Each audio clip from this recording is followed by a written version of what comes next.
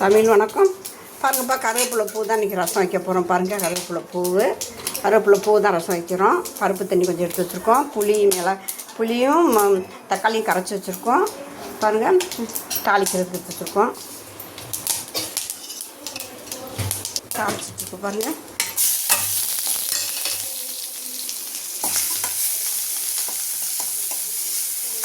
பண்ணியா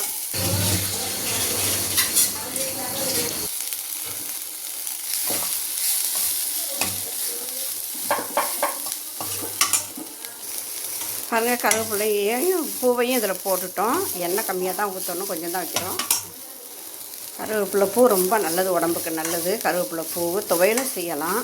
பாருங்கள், இது நம்ம வதக்கிட்டோம். இப்போ கலக்கி வச்சுருக்க ரசத்தை இதில் சேர்த்துருவோமே. கூடவே இந்த பருப்பு தண்ணியும் சேர்த்துருவோம்.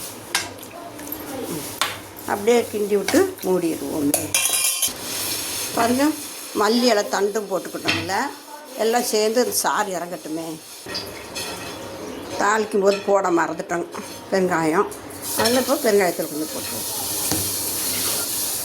பாருங்கள், நல்லா கொதிச்சு நமக்கு இந்த சாறு இறங்கணும். அதனால் இன்னும் கொஞ்சம் கொதிக்கட்டும். சாறு தான் நமக்கு முக்கியம்.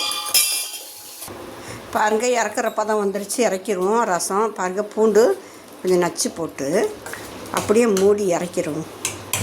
இறக்கி வேறு பாத்திரத்தில் மாற்றிடுவோம்.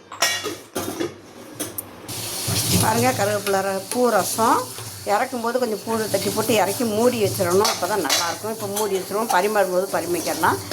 தமிழ் வணக்கம்.